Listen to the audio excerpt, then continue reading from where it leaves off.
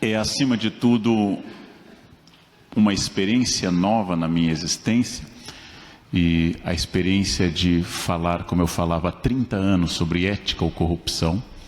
Há 35 eu dou aula, e para uma plateia muito acadêmica. Alguém falava sobre ética em Spinoza, um colega meu, o professor Romano, falava sobre ética aristotélica, eu falava sobre ética kantiana, um dos temas que eu trabalho mais. Nós falamos uns para os outros.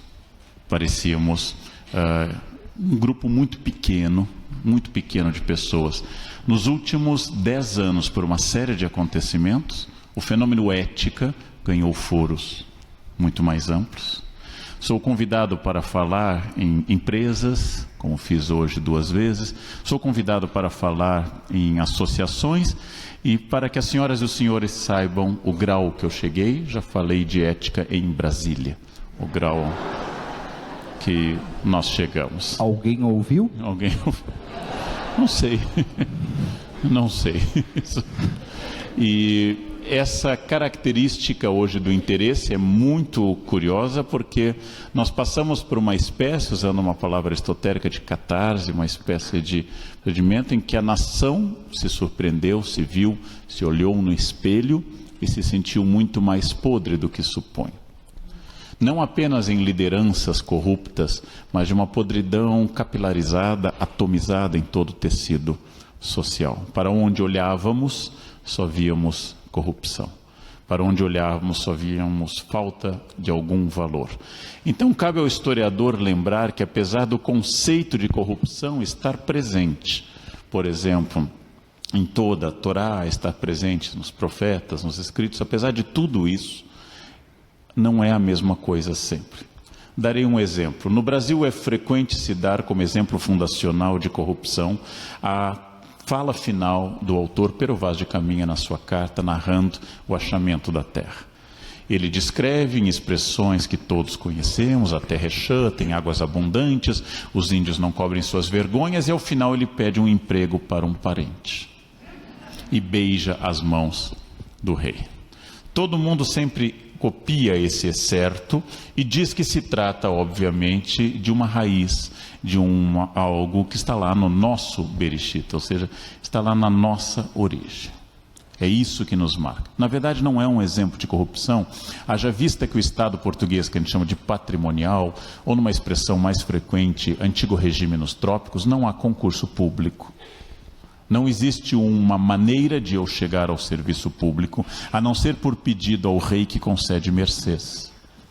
Não existe uma carreira e não existe o conceito de nepotismo nesse caso. Não existe o conceito de favorecer parentes. Pelo contrário, é o rei que oferece e eu tenho que pedir a ele.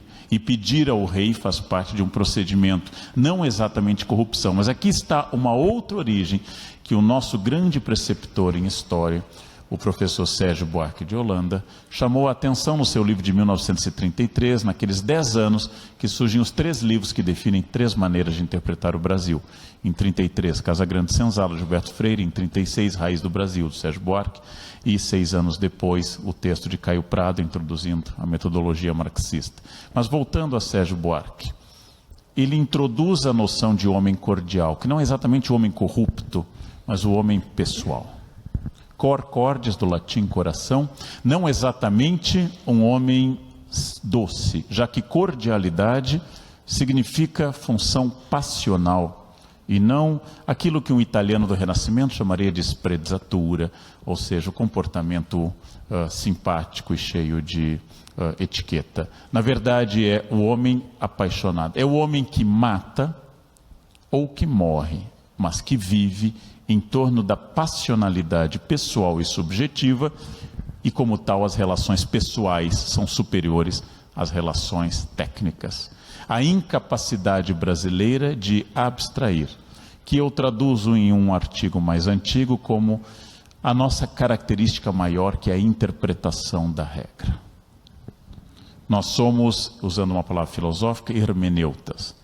Começa uma chuva, um aluno chega e me diz: vai ter prova, está chovendo. E eu pergunto: quando eu marquei, havia uma cláusula meteorológica? Não, então nós teremos prova. a capacidade de... O senhor diz a minha funcionária em casa, o senhor pediu isso, professor, mas eu decidi aquilo porque achei. O problema é que nós achamos o tempo todo, sobre todas as normas, incessantemente. E é isso que a Carta de Caminha introduz, que é a pessoalidade. Aquilo que certa feita um ex-ministro do Trabalho de um outro governo que sofreu impeachment, que eu não vou dizer o nome porque atrai energias ruins ao ambiente, chamemos de Voldemort a esse governo. O ministro do Trabalho foi surpreendido levando a cadela ao veterinário, no carro oficial. Surpreendido pela imprensa, ele teria argumentado da seguinte forma: cachorro também é gente. Ou seja, sequer o nosso ex-ministro do Trabalho entendeu que nós criticávamos a apropriação indevida de um bem público para uso privado. Ele supôs que o problema fosse a cadela. Ele poderia estar levando a esposa para ficar no mesmo patamar epistemológico, mas foi cadela. Ele não entendeu. Ele não entendeu porque o público e o privado são fronteiras complexas na nossa tradição ibérica. E às vezes não diz respeito à democracia. Lembrando de um prefeito de um período autoritário, Prestes Maia, indicado, como todos os períodos autoritários, houve grandes intervenções urbanas em São Paulo. Terminado o seu governo com a queda do Estado Novo, ele abandonou a prefeitura e decidiu voltar a casa. E para isso teria que pegar um bonde na República e atravessar a então Barão de Itapetininga, ainda uma rua com um leito carroçável. E aí o carro da prefeitura diz: eu levo o senhor. E ele diz: eu não sou mais prefeito, não posso mais usar o carro da prefeitura. Este não era um homem democrático. Prestes Maia era famoso pela sua falta de democracia. E aí nós percebemos no Brasil que democracia não é sinônimo de ética e comportamento autoritário não é sinônimo de não ética. Infelizmente. Infelizmente. Que as transformações democráticas que sofremos a partir de 85, especialmente com a Constituição de 88, com o fenômeno raro de um presidente civil eleito pelo voto direto, coisa que aconteceu em 1960 e se repetiu só em 1990, e um passando ao outro, só se repetiria quando Fernando Henrique passou a Lula e Lula passou a Dilma, e de novo uma interrupção. Muito pouca experiência de um homem eleito pelo voto direto para um outro homem eleito pelo voto direto, ou uma outra mulher. Nós temos a experiência dessa passionalidade, dessa interpretação permanente da regra. Exemplo, eu sou muito zeloso da manutenção da ideia de vagas para deficientes e idosos, e já questionei muita gente em shopping por isso.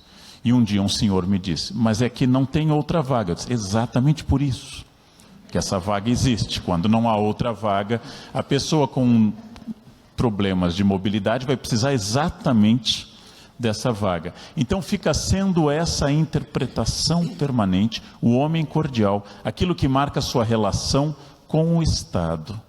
A relação que deve passar, como diz um viajante inglês no século XIX, também no livro do Sérgio Buarque, e complementada por um depoimento de Saint-Hilaire, outro viajante: por que é que no Brasil, para fazer negócio, eu tenho que ser amigo? Perguntam os estrangeiros. Por que eu não posso apenas vender? E eu tenho que fazer relação de amizade. Foi com essa técnica que se atribui, em parte, a vitória de Maluf contra a indicação militar do governo Laudo Natel, ou seja, os militares prefiam Laudo Natel, e dizem os depoimentos que Maluf tinha uma memória extraordinária, que era capaz de dar presentes e lembrar: ah, como vai sua esposa, Rabino? Gosta, hoje é aniversário de casamento de vocês, e dava presentes e flores. Você acertou. E assim, exatamente. É eu usei mesmo? um exemplo retórico, mas...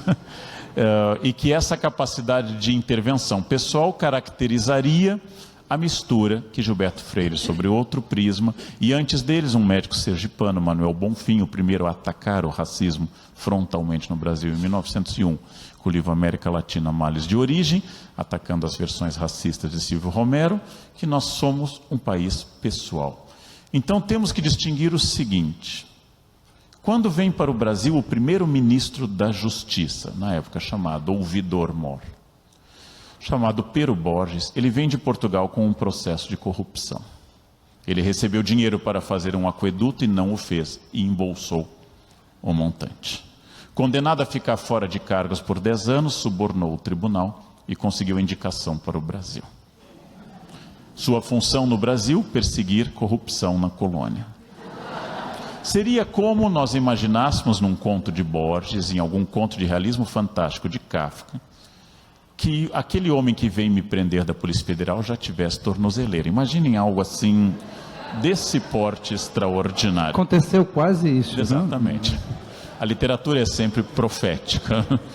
Pois Pero Borges é nosso primeiro-ministro da Justiça. A corrupção é uma marca, mesmo entre os nossos heróis. Tomás Antônio Gonzaga, juiz de nascimento português, era juiz de ausentes e órfãos, como é muito frequente no século XVIII. As pessoas morrem muito cedo, deixando muitos órfãos, e um juiz administra seus bens. Era uma ocasião muito propícia ao enriquecimento, posto que aquela menina de 5 anos, a Ágrafa, não tinha como zelar pelos seus patrimônios. Resultado, o juiz de ausentes e órfãos é um caminho rápido para o enriquecimento colonial. Tomás Antônio Gonzaga ficou milionário, junto com seu amigo, ele era juiz, com seu amigo advogado Cláudio Manuel da Costa. Os dois são heróis inconfidentes na luta contra a tirania de Portugal. Aquele período terrível em que Portugal cobrava 20% de impostos sobre tudo o que se produzia. Um horror. Vocês não conseguem ter ideia. Um imposto de 1/5 de tudo que se ganhava ia para a coroa. Né? Nós evoluímos, crescemos, nós avançamos. Tiradentes ficaria chocadíssimo que a república que ele sonhou chegou, em vários sentidos. Mas pode ser pior ainda, né? Pode, sempre pode ser pior. É a velha história da Rússia, né, da vaca dentro da caça. Pode sempre, é uma questão de percepção. O período do Império é um período de muita corrupção. A Marquesa de Santos notabilizou-se por fazer acesso a Dom Pedro mediante contribuição com joias. Ela morreu aqui em São Paulo com fama de santa, está enterrada no cemitério que ela doou o terreno, o primeiro cemitério público de São Paulo. A Marquesa de Santos foi famosa pela corrupção. Dom Pedro II era famoso por uma certa isenção em relação a isso, mas por fechar os olhos diante de seus ministros em inúmeros escândalos em relação ao tesouro. A República foi marcadíssima por escândalos de corrupção, e aí a única diferença é que a democracia, o Estado de Direito, é o período no qual se pode denunciar a corrupção. Vejam um exemplo. O Estado Novo é profundamente corrupto. Isso aparece até já na redemocratização, quando o guarda-costas de Getúlio Vargas, chefe pessoal da sua guarda de segurança, apesar de funcionário público de salário muito modesto, é detectado com a posse de muitas fazendas. E alguns desconfiam que Gregório Fortunato talvez tenha conseguido isso por meios ilegítimos, além do envolvimento do atentado da Rua Toneleiros. Mas quando Getúlio foi afastado, 29 de outubro de 45, e assume o presidente do Supremo Tribunal, na falta de um vice-presidente ou de uma Câmara de Deputados, assume José Linhares, ele passa 3 meses no poder.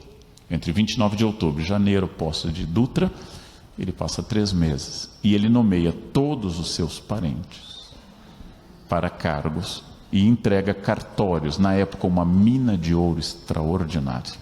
Ao contrário de hoje, que são minas de prata.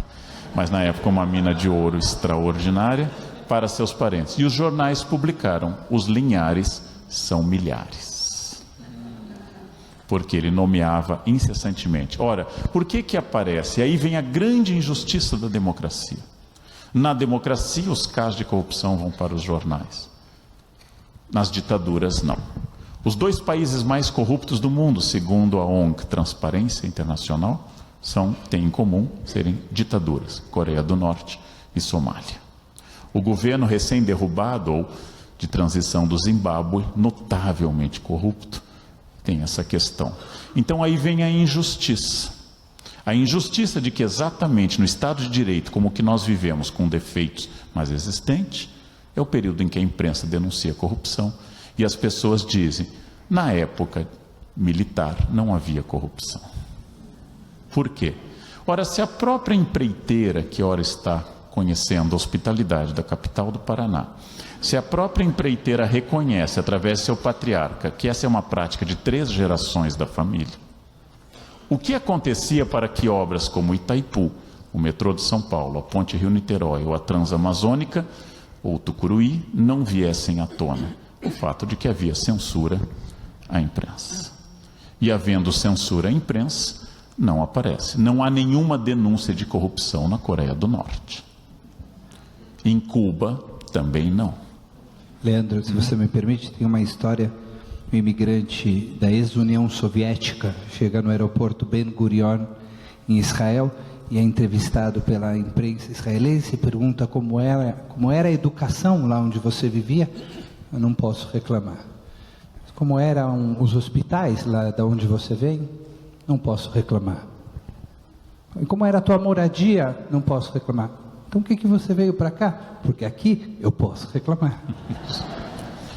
Dando margem à reclamação da Golda Meir, como governar um país com tantos milhões de primeiros ministros. E na época acho que era 3,5 ainda, Golda Meir. Bem, nesse caso, a noção de corrupção não é exatamente uma noção, como nos Estados Unidos, em que os barões gatunos do século XIX roubavam dentro de um sistema de mercado. Os Estados Unidos têm uma elite muito corrupta no século XIX, especialmente industriais e donos de ferrovias, mas é a ascensão de um modelo no qual o patrimonialismo é a marca. Certa feita, um deputado famoso pelas suas raízes de esquerda, Fernando Gabeira, ex-guerrilheiro e até hoje atuante na cena pública, foi flagrado entregando passagens aéreas para familiares. Porque como deputado ele tem direito a um punhado de passagens aéreas, um punhado expressivo de passagens aéreas. E ele foi flagrado e disse: caí nas artimanhas do Estado patrimonial brasileiro. Não é exatamente apenas corrupção, mas o fato de que eu posso nomear muito. Lembrem-se que o presidente do Brasil nomeia muito mais cargos que o dos Estados Unidos. Eu tenho esse poder. E o poder deve ser familiar. Esse poder deve ser de tal forma familiar que o que nós lemos como corrupção, um deputado médico do Rio Grande do Sul, durante a votação da segunda denúncia contra o presidente Temer, é flagrado com uma lista do Ministério da Agricultura ticando as pessoas que haviam feito sua contribuição, ou seja, dado o voto. Acontece que esse deputado que deu o voto e conseguiu uma verba para construir uma ponte em Cacimbinhas do Sul, vai responder aos seus eleitores: positivamente, eu consegui a ponte.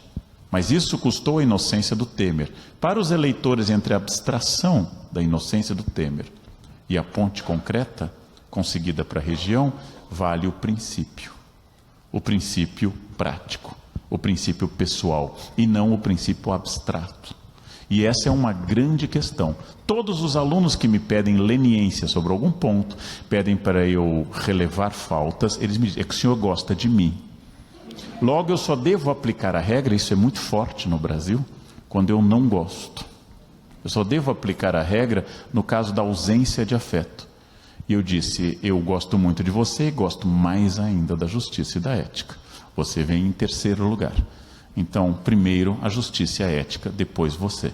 E eles estranham: mas o senhor vai me reprovar? Achei que o senhor gostasse de mim. É uma questão muito curiosa, porque funciona, e eu dou um exemplo aprendido da obra do Richard Morse, grande brasilianista brasileiro. Eu já trabalhei em muitos lugares e em muitos países. Quando se pede para entregar a prova, terminou o tempo, entreguem a prova, todos os estudantes brasileiros, e eu digo, já apliquei provas em Macapá e no Rio Grande do Sul, eles dizem a mesma coisa que as senhoras e os senhores conhecem porque moram nesse país. Entregue a prova, todo aluno dirá o quê? Jovens, me ajude. Só mais um pouquinho. E sorriem. E sorriem. Só mais um pouquinho, só mais um instantinho. Estou terminando e sorri. Isso significa, segundo Richard Morse, o diminutivo negocia com a autoridade e o sorriso entra na via do homem cordial. Um alemão entregaria, provavelmente, batendo a bota. Um francês faria um comitê dizendo que o tempo dado para a prova é insuficiente, dadas as condições. Um brasileiro não entrega, mas ele não me enfrenta. Ele não diz: vem pegar se você for homem. Ele não enfrenta. Mas também não entrega. Quando eu vou até ele e começo a puxar a prova, eu vivo isso todos os semestres, começo a puxar a prova, ele continua escrevendo. Para aproveitar até o último instante. Eu quis dar esse exemplo não de corrupção, mas de negociação com a autoridade, porque diante do mais escandaloso caso visível e concreto e material de corrupção, que são as malas com 51 milhões de reais e 40 centavos, que eu acho extraordinário. Saltou uma igreja, e 40 centavos. O envolvido com suas digitais ali, em nenhum momento veio a público dizer qualquer coisa. Mas sua mãe disse, ele é doente. A mãe defendendo a falta de... Ele não é ladrão, ele é doente. Bem, Hannah Arendt tem um depoimento bom sobre esse tipo de doença, a banalidade dessa doença do mal. Mas o mais interessante é que essa personagem, que eu também não enunciarei o nome, para encerrar essa primeira intervenção, jamais explicou de onde vinha o dinheiro, obviamente, indevido. Mas ele disse que queria saber quem foi que o denunciou. O problema dele é absolutamente um código mafioso. Eu não discuto a minha ética, eu discuto quem foi na família que me traiu. Então a nossa dificuldade para encerrar essa primeira intervenção nasce não exatamente da lei de um período colonial com uma potência estrangeira que nos explora e que tenta explorar o máximo de tal forma que eu tento ganhar o máximo para sobreviver. O rei manda, mas está longe. A lei del rei se acata, pero não se cumple. Esta regra que eu nunca consegui dizer a meus amigos estrangeiros. Quando eu digo, por exemplo, não, a lei não pegou. E o meu amigo americano, mas como não pegou? Como é que uma lei... Não é como gostar de coentro, eu escolho, não, essa sim, essa não. Porque no Brasil eu tenho que concordar com a lei para que ela pegue. Eu tentei explicar a um professor alemão de Hamburgo, no Rio de Janeiro, que viu uma banca de jogo do bicho. E me perguntou, o que é isso? Eu disse, jogo do bicho. Ele perguntou, é crime? Eu disse, não, é contravenção. Distinção de filho de advogado. É contravenção. Ele perguntou, a polícia sabe? Eu disse, provavelmente, não apenas sabe, como há uma certa chance, talvez caluniosa, da polícia obter certos recursos derivados desse conhecimento. Ninguém faz nada? Eu disse, faz. As pessoas jogam no bicho. E por que isso permanece? Eu disse, provavelmente porque o jogo do bicho, antes da ascensão do tráfico, ele era a grande entidade social das comunidades. E tendo essa relação de pica e assopra, de morcego, ele tem poderes dados pela benemerência, misturados ao autoritarismo, a coordenação da escola de samba, a manutenção da creche local. Mesmo papel que as milícias e o tráfico exercem hoje, na ausência do Estado. Resultado, temos que pensar a tradição da corrupção, que é óbvio. Temos que pensar que nós temos uma legislação dura, mas raramente aplicada, a coerção existe. Falta-nos o consenso, mas o que falta explorar é a nossa dificuldade com o conceito de corrupção. Por exemplo, nunca é a minha, é sempre do governo. Não há problema, eu dou aula há 35 anos, faz 35 anos que eu recebo atestados médicos falsos. Esse estelionato, não de todos, mas de alguns, esse estelionato é institucional.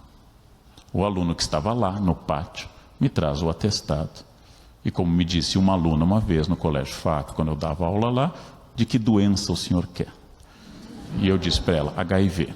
Traga, eu ponho no mural e digo que você não pôde fazer a prova, que o problema é compreensível. Bem, ela escolheu outra doença infecto-contagiosa. Mas essas questões dizem respeito à nossa dificuldade com a ética como princípio abstrato, que também explica a nossa capacidade de eleger prefeitos de espectro político opostos em São Paulo. Porque a política não é definida como uma fronteira, mas como uma fidelidade pessoal. Fulano é ruim ou é corrupto, porém é do nosso lado. Usando aquela velha história do presidente Roosevelt e Somoza, né? Ele é um FDP, mas é o It's our FDP. Então, isso diminui essa questão. Então, a dificuldade é o princípio. Quando a gente nota isso? Quando a gente vai a algum país onde o princípio tenha prioridade sobre o indivíduo. O que explica que no Brasil seja tão difícil a vida comunitária como o trânsito e tão boa a vida individual como a festa. E explica que em outros lugares, como o norte da Alemanha, ou Dinamarca, ou Inglaterra, a vida comunitária seja mais fácil, e a vida individual seja mais complexa. Onde eu sigo as regras, eu mato o indivíduo. Onde eu relativizo as regras, eu mato o grupo. Onde cada um faz o que quer. Então, isso é para introduzir um problema. A corrupção não é sempre a mesma. A corrupção não é só o desvio do fundo público. É uma verdadeira atitude diante da hermenêutica, da interpretação jurídica da regra. Nem tudo é corrupção. E outras coisas que não são consideradas corrupção devem ser pensadas sempre como eu me relaciono com a regra, com a lei, com a norma. E como eu consigo não incluir meu eu no julgamento moral. Corruptos são os políticos. E nos textos gravados de um determinado empreiteiro de origem soteropolitana, havia um profundo desprezo pela classe política. Como se ele fosse um arcanjo, um querubim, uma terra de demônios. Ele jamais entendeu que se tratava de uma corrupção ativa em diálogo com uma corrupção passiva e que eles se mereciam. E para encerrar de verdade, há 10 anos, várias vezes, não acontece mais, me pediam: o senhor pode dar uma palestra sobre ética? Eu disse: claro, sem nota fiscal. Palestra sobre ética sem nota fiscal seria uma palestra sobre pedagogia dada por um pedófilo. Não, quer dizer, é uma contradição em termos. Essas são questões para um debate, porque nós acordamos para a nossa responsabilidade, nós acordamos para a ética social, acordamos para outras sustentabilidades e violações, como a ética em relação à ecologia, à biologia, e estamos acordando para entender que o governo que nos governa não foi imposto por extraterrestres, mas eleito, e corresponde a uma determinada visão de mundo que existe no Brasil. E é esta que eu acho que a gente precisa reavaliar. É fácil derrubar governantes, mas não há na lei previsão de impeachment de eleitores. E isso é um pouquinho mais complicado para a gente debater. Obrigado, Leandro.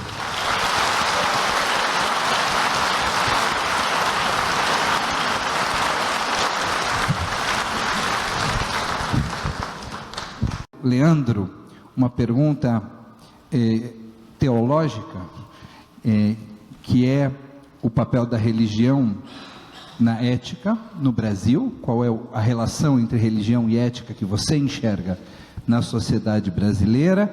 Depois, na sua opinião, Leandro Carnal, a frase: aos amigos tudo e aos inimigos a lei. Deus, não consigo entender o que está escrito. De certa forma não age assim. Se Deus não age assim de certa forma. Essa pergunta do Vitor, pergunta do Bernardo e a pergunta do Jefferson é sobre o papel da imprensa. Então, talvez falar um pouco sobre a relação entre corrupção e religião, de modo geral, e talvez uma palavra também sobre a imprensa. Obrigado. Quem inaugurou esse tipo de reflexão, possivelmente, foi Max Weber, ao tratar da ética protestante e espírito capitalismo. No Brasil, um autor que ninguém mais lê, Viana Moog, ao escrever Bandeirantes e Pioneiros, em 1954, comparando os bandeirantes de São Paulo com os pioneiros dos Estados Unidos. E lá, Viana Moog faz reflexões muito interessantes culturais. Por exemplo, num país dedicado ao trabalho, como os Estados Unidos, as principais refeições do dia são a primeira e a última, já que o centro é o trabalho. Num país não dedicado ao trabalho como o nosso, a principal refeição do dia é no meio do dia, o que sabota e inviabiliza a parte da tarde. Ou seja, é uma maneira de que nós pulamos o café da manhã. Meus alunos jovens não tomam café da manhã, mas se sobrecarregam no almoço, num país quente, onde à tarde, diz o Viana Moog, as modorras nos acometem. Né? Então, mas voltando a essa questão, explicar um pouquinho de teologia dos Goim. É muito importante vocês pensarem que na tradição judaica... Chegou na sinagoga, perguntou: onde estão as kipot? No plural. Sim. Correto, dessa maneira. Onde você aprendeu tanto judaísmo, Leandro? Sem querer te interromper, já te interrompi. Está no sangue. Está no sangue, né? Como assim? Explica essa história, vai. Eu trabalho com religiões e tenho um interesse muito grande em religiões. Estudei Ivrit sem sucesso, mas estudei bastante. Plural de kipot você aprendeu. E também tive a oportunidade um pouco exótica de ser coordenador numa yeshiva. Uma das coisas exóticas do mundo. Isso acontece. trabalhei um tempo como professor de história no IAVNE, numa época em que o Rabino Sam e o Rabino Garçom entendiam que a área laica deveria ser entregue aos Goim e a área mais judaica, como ao meu amigo Reuven Feingold, dava Ivrit, dava história judaica, de quem me tornei um grande amigo. Então lá nos tornamos todos Moré, Murot, Morim, e fomos todos acolhidos na comunidade. E como eu disse ao Rabino, por motivos não exatamente religiosos... Quem ficou envergonhado porque não sabe conjugar também, tem que ficar envergonhado mesmo e se matricular nos nossos cursos de hebraico, que acontecem aqui semanalmente na congregação. E acabei fazendo Brits, mas não com o Morrel, mas com um urologista, e não pelos mesmos motivos. E, bem, e entendi a sabedoria de que realmente é melhor fazer na primeira semana de vida do que aos 16 anos. Mas não vamos entrar em detalhes, esse é um ambiente religioso. Tentar explicar um pouquinho de como funciona o modelo de perdão cristão, especialmente católico, dominante no Brasil, para o modelo de perdão judaico. O modelo de perdão judaico tem de dois tipos. Os pecados cometidos contra Deus, você pede perdão a Deus. Os pecados cometidos contra o irmão, contra o próximo, a ele. Mas tem dias específicos, como os senhores e as senhoras sabem bem melhor do que eu. Na tradição católica, os pecados são perdoados incessantemente, através do padre, independente do seu tamanho, e não precisam do perdão do irmão. Então, só para dar um exemplo trágico, se Hitler, de família católica, um pouquinho antes do seu fim, a 30 de abril de 45, tivesse procurado um padre e tivesse dito: matei 6 milhões de judeus, 20 milhões de russos, matei uns 55 milhões de pessoas na Segunda Guerra, mas foi mal. Eu acho que foi terrível, estou arrependido. E o arrependimento fosse sincero, um padre fizesse sobre ele um sinal da cruz, e em 45 em latim, ego te absolvo, in nomine Patri, ele estaria tocando harpa com Madre Teresa no céu. Enquanto que no judaísmo, ele precisaria pedir perdão às pessoas que ofendeu também. Então, isso é uma diferença. O perdão católico é dado incessantemente, 70 vezes 7, que na tradição cabalística tem um significado específico, 490, segundo uma ordem do Novo Testamento. O que significa isso? A culpa entre protestantes que não têm a confissão e entre judeus que têm um dia de Yom Kippur, ela é maior do que entre católicos. Porque entre católicos eu posso pedir incessantemente perdão a Deus e Ele concede esse perdão incessantemente. Desde que exista aquela condição, que é um dos 7 pedidos do Pai Nosso, uma techuvá, um princípio judaico de volta, de retorno teológico à graça. Então, qual é a diferença? A culpa no judaísmo é um pouco mais complexa, porque há um perdão específico, mas há a noção de povo eleito. E a noção de povo eleito, ela é estranha ao catolicismo, porque já católico em grego quer dizer universal. O que significa isso na prática cultural, pegando Weber e pegando Viana Moog? Uma pessoa no Brasil acha que será perdoada incessantemente, basta o arrependimento. Então, quando eu digo, eu roubei, mas foi mal, eu não preciso atechuvar a volta, eu não preciso reparar o dano que eu fiz. Eu não preciso reparar o dano que eu fiz, basta o arrependimento. A nossa cultura é permissiva. Meu analista, Contado Caligares, no seu primeiro livro, diz que falta no Brasil o que o francês chama de goût de l'effort, o gosto do esforço. Ou seja, a criança é colocada no piano no Brasil, de classe média, ela toca uns meses, quando chega no anon, ela desiste. Depois ela é colocada no balé, quando o pé dói, ela sai. E assim, ao longo de uma vida, uma criança de classe média passou por todas as experiências de formação humana, sem nunca ter se tornado violonista, violinista, pianista ou bailarino. Falta o goût de l'effort, falta essa questão da insistência no método, na ordem, naquela questão tão presente entre imigrantes, de que a criança é uma espécie de chantilly, batendo cresce. Mas ela precisa colocar. Faltam aquelas frases autoritárias da cultura dos meus avós, em que minha mãe dizia algo e eu dizia, mas por quê? Ela disse, qual parte do não você não entendeu? Ou então meu pai, um pouco mais direto como jurista, né? Eu sou contra, pai, para ser contra e ter voto nessa casa, para ter CPF ativo. Então, não tendo CPF ativo, tendo uma situação que meu pai gentilmente chamava de parasitária, você não tem direito ao voto. Como na época não havia trauma infantil, não tinha trauma infantil, a gente achava isso natural, porque o Estado batia, eles batiam. Então, o que eu acho que a diferença é a noção de que eu posso incessantemente ser reintegrado à ordem. Só para dar um exemplo fora do universo católico, um adventista, que seria um cristão no limite entre o Antigo e o Novo Testamento, já que guarda o sábado, segue uma linha kasher, um adventista, uma vez detectado que ele é adúltero, ele é expulso da comunidade mediante um anátema, mediante uma excomunhão, e ele não pode mais voltar, nunca mais. A comunidade não tem perdão. Um católico pode voltar sempre, desde que se arrependa. E a Igreja Católica, que está na marca da nossa produção, estabeleceu o código mais duro moral de todas as religiões. Lembre que o código católico para casamento é mais duro que o islâmico, já que não permite divórcio. Não permite aborto nem no caso de estupro. Não permite nada, praticamente nada. Enquanto que o judaísmo aceita o divórcio, segundo o livro de um grande rabino norte-americano, os anjos choram, mas às vezes é necessário. Ou seja, o divórcio existe, mas ele é aceito. Na Igreja Católica ele nunca existe, não há divórcio na Igreja Católica. É para sempre mesmo. Ainda que se possa declarar nulo o sacramento. Mas o que significa isso? O padre tem um código duríssimo, mas na prática ele não é exercido. Se o padre dissesse ao dar a comunhão: aproxime-se quem não tiver vendido pílula anticoncepcional, pecado mortal na Igreja Católica. Quem não tiver receitado pílula anticoncepcional. Quem duvidar da virgindade de Maria, pecado mortal de qualquer dogma. Quem duvidar do nascimento miraculoso de Jesus. Quem duvidar da infalibilidade do Papa. Quem tiver desejado a mulher do próximo, porque diz o Evangelho que quem pensou na mulher do próximo já cometeu adultério. O que elimina praticamente a humanidade. Tudo isso é verdade, só que se o padre dissesse isso, ninguém tomaria comunhão, nem ele.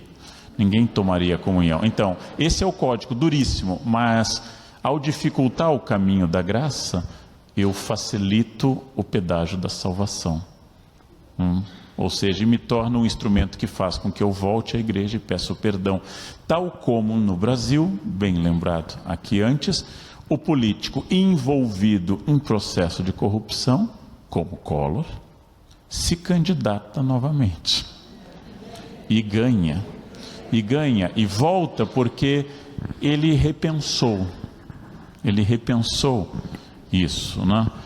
Não existe a ideia do nunca mais, a ideia associada a Shoah, né? Nunca mais, não existe. Ganha e volta permanentemente. Então, isso é um pouquinho mais complexo de entender como funciona a nossa prática cultural, informada pelo catolicismo, religião de Estado até 1889, até a separação de 1890 e a Constituição de 1891, de tal forma que eu possa viver dentro de novo do código da interpretação. Exemplo, Sexta-feira Santa, dia mais doloroso para a tradição católica, cristã em geral, dia da morte. Jesus, 14 de Nissan, Sexta-feira Santa, o que acontece? Os católicos têm que demonstrar sofrimento comendo bacalhau, lagosta e camarão. E não podem comer carne vermelha, ou fígado, ou carne moída, está afastado, mas podem comer camarão. E é difícil explicar a uma criança que é um dia de dor, é um dia de sofrimento, e por isso nós vamos comer bacalhau. É difícil isso, porque marca essa passagem que é totalmente distinta de outra percepção, e acima de tudo da negociação que o católico faz na nossa tradição. Acabei de escrever um livro sobre santos, que será lançado na livraria Cultura, do Pedro, que a negociação que o santo possibilita. Eu posso colocar Santo Antônio de ponta cabeça, eu posso retirar o menino Jesus dele, que ele entra em desespero, eu posso afogá-lo congelá-lo no freezer.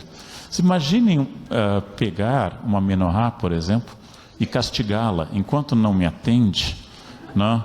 Imaginem essa negociação e o sentimento trágico que isso acompanha. Se eu conseguir tal coisa, eu vou ir de joelhos a tal lugar. Que pai exigiria do filho sacrifício de sangue? Que pai exigiria esse sacrifício de sangue? Então, essas ideias que são, apesar de vocês viverem diluídos num mundo de maioria cristã, ou de cultura cristianizada, mais do que de comportamento cristão, é preciso entender que existe um outro comportamento. Coisa que eu notei, por exemplo, quando era professor no IAVNI, o caráter direto. Eu ia falar a uma mãe sobre a turma do filho dela. Disse, não, professor, fale só do meu filho. Diretamente. O caráter direto, o caráter objetivo, sem uma quer dizer, esse é o meu interesse. E, curiosamente, com um sentimento de comunidade muito mais forte do que em outras escolas. Um sentimento de coletivo muito mais forte do que outras escolas. Ora, qual é a diferença? Se eu pertenço a um povo eleito, eu estou consagrado para sempre. Eu sou o povo eleito. Significa que eu não preciso lutar exatamente pela minha salvação e nem estabelecer uma teologia específica sobre céu e inferno, muito fracas no judaísmo. Uma elaboração sobre o que acontece após. Mas apenas como normas. O luto da esposa será de 1 mês, o dos filhos será de 1 ano. Pronto. É uma norma. Quanto tempo entre carne e leite? Cada família decide individualmente. E na prática, talvez mais ainda na CIP, o que é parve depende do olho individual e daquele momento. Então, o que significa isso? É uma capacidade de negociação que é diferente na tradição alemã. A tradição luterana da minha mãe, só para dar um exemplo, briga-se muito pouco, porque uma vez se brigando, não tem reconciliação. Minha avó brigou com o irmão dela no dia do seu casamento, porque ele fez uma crítica, ela o expulsou da festa no dia do seu casamento em 1935. Meu avô morreu em 1971, eu fui testemunha aos 8 anos, o irmão voltou para prestar vênias ao falecido, e minha avó disse, nós não nos reconciliamos, não entre no velório. Quer dizer, isso é praga, aquelas pragas polonesas, tremendo a mão, né? Quero que você seja uma cebola de ponta cabeça, que me ensinou minha amiga Irene Berger, pragas em Yiddish. Essa é uma praga permanente. E não se briga muito, ao contrário de um italiano que briga muito, porque a reconciliação é quase automática. Talvez por uma influência católica. Talvez, exatamente. Então, é difícil entender, mas é uma outra concepção de Deus, do caminho para o céu e da negociação que eu faço para estar no céu, através das práticas a esse respeito. Tudo é muito diferente de outras tradições e causa um pouco de espanto, né? Eu adoro naquele filme francês, Qu'est-ce qu'on fait un bon Dieu? Acho que é uma família francesa que tem 4 filhas, uma casa com judeu, uma com árabe, um com um chinês e a última casa, enfim, com um católico, mas que é um africano. E aí a mãe está apresentando a creche, o presépio. E aí a mãe católica disse, esse é o menino Jesus que é Deus. Aí o genro judeu e o genro, a vovó está exagerando, ele é no máximo um profeta. Essa é uma negociação permanente com o sagrado, que caracteriza uma coisa que eu só aprendi em São Paulo, que não existe na minha família. Você quer ir comigo? Não, obrigado, eu não posso. Mas não quer mesmo? Eu disse, como eu disse antes, não. Mas e só um pouquinho, você não quer? Olha, caso você tenha dúvida, não. E de novo, não, né? Mas sim, não tem jeito, então. Isso é estranho ao meu universo. Mas isso é muito brasileiro.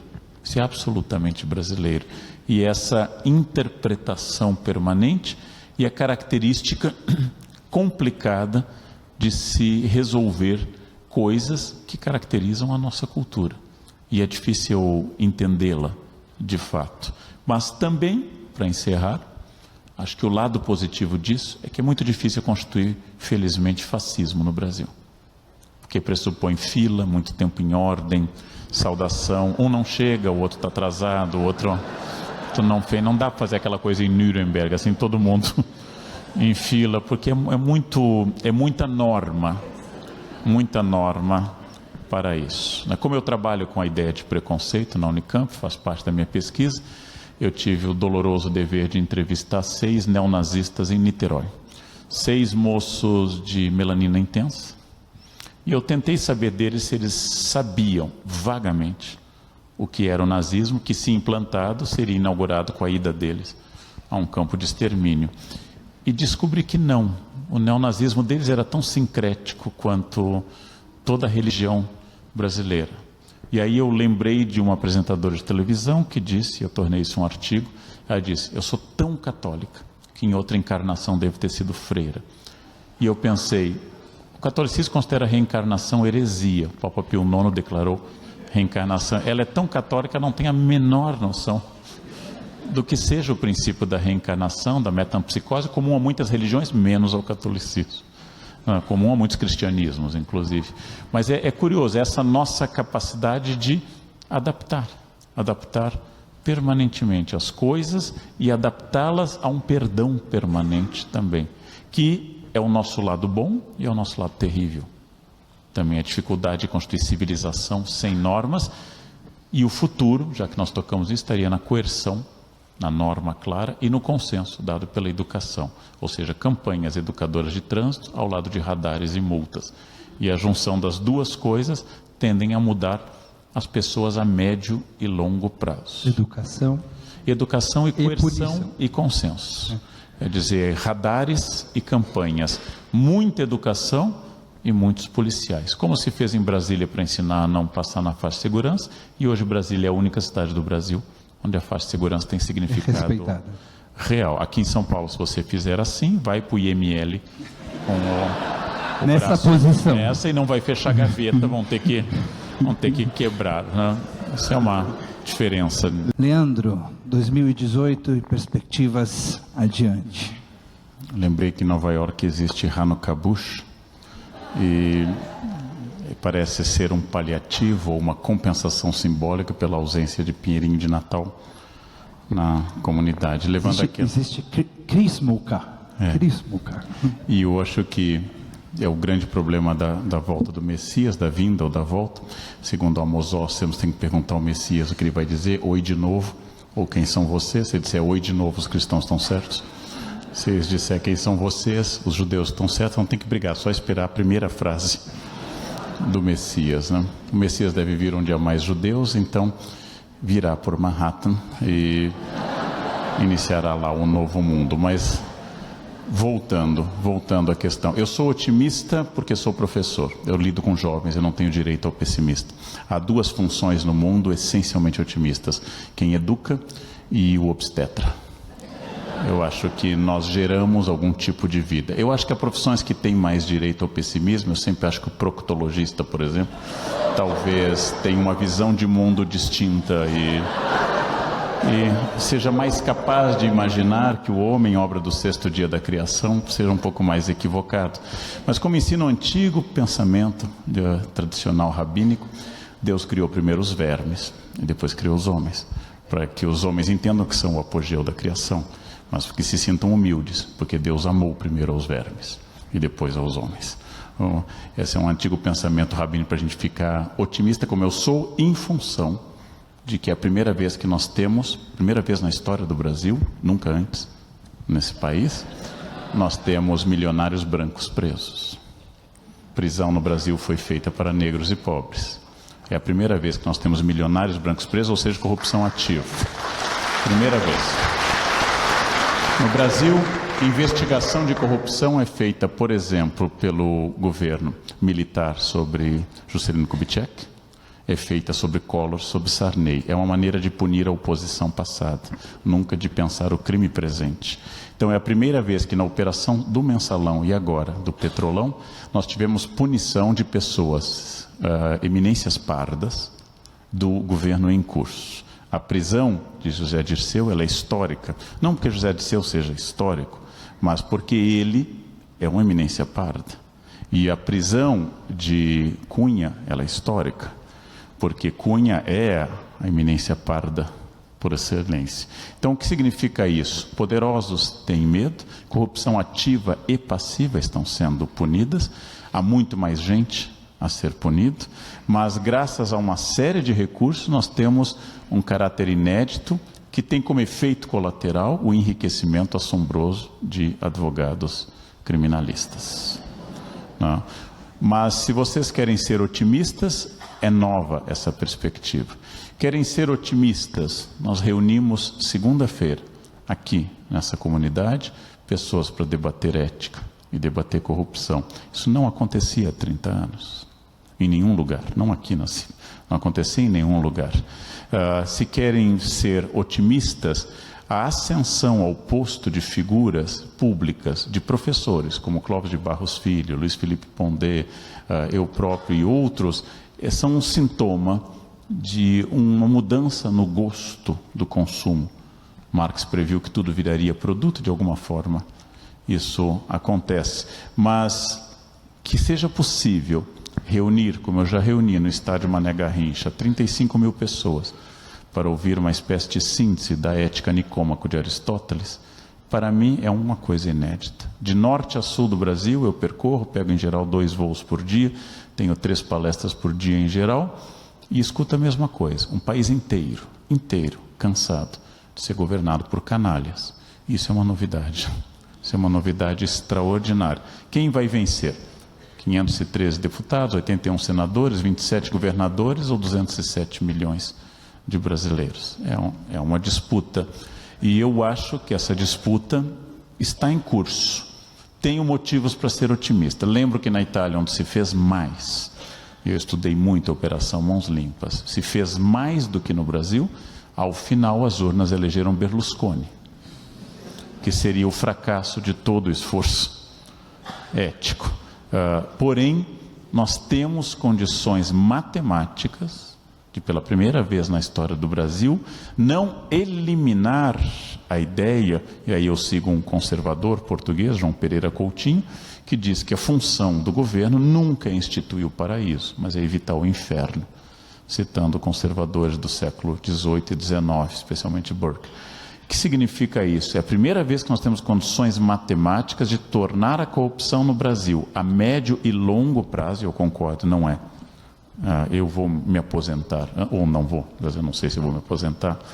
O presidente Temer insiste que eu trabalhe até o fim, até o meu fim. Eu e a Elizabeth II continuaremos no posto até o fim, mas é possível que a médio e longo prazo nós consigamos hoje, matematicamente, coisa que não existia há 30 anos, que nós consigamos fazer o que a corrupção é no mundo inteiro, o que ela é na Coreia do Sul, onde a presidente foi presa, que ela é no Japão, onde o ministro se suicidou da saúde, que ela seja um episódio esporádico e não estrutural, que ela seja tópica e não endêmica, que ela seja algo que faz parte da natureza humana, aquilo que, voltando ao Bereshit, que eu adoro também, quando Deus aconselha Caim, diz, onde está teu irmão? E aí Deus diz, o teu pensamento te vem, mas cabe a você julgá-lo, ou seja, o livre-arbítrio.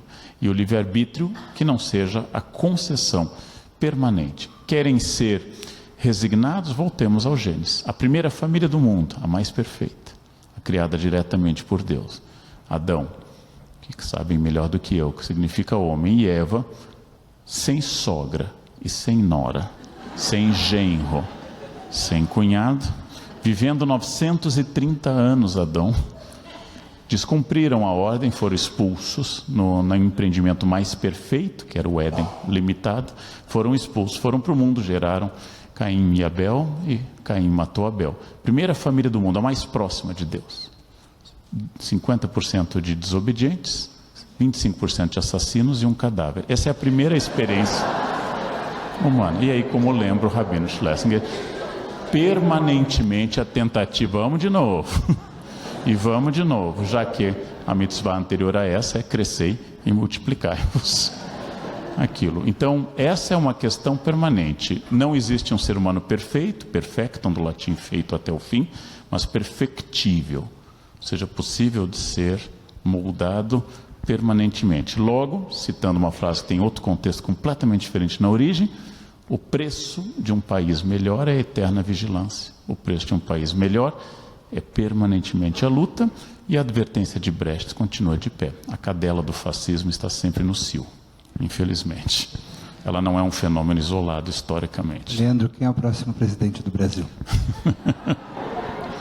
A profecia, quando o rei Saul, primeiro rei de Israel, consultou a necromante de Endor e foi condenado por isso, diz que a gente não deve fazer profecias, porque não existe o futuro. Pela nossa tradição,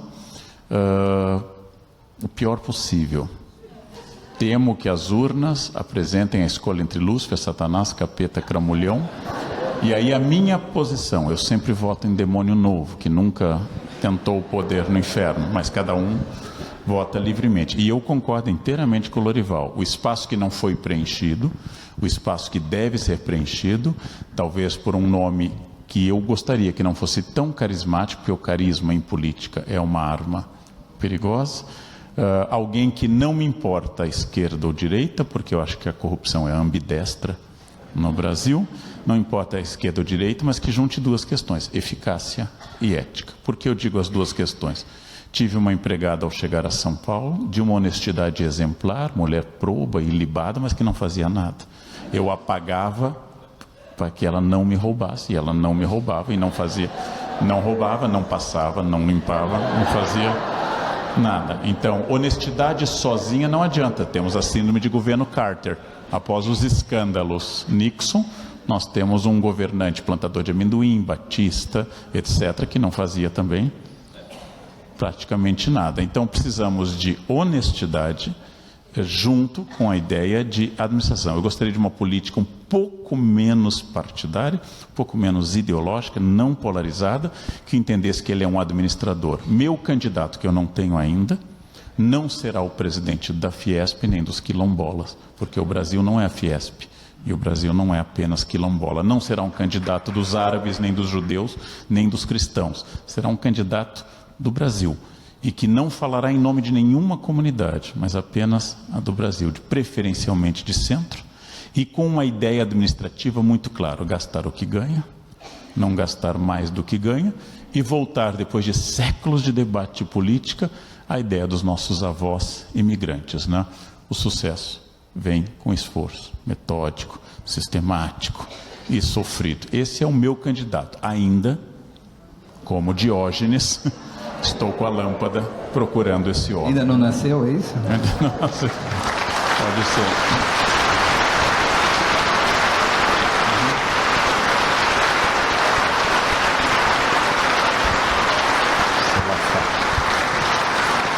Queria convidar o Pedro Hertz e o Marcos Lederman para, representando a Livraria Cultura e a CIP, entregarem os presentes para os nossos convidados, por gentileza. Pedro, Jabá, Marcos. Jabá.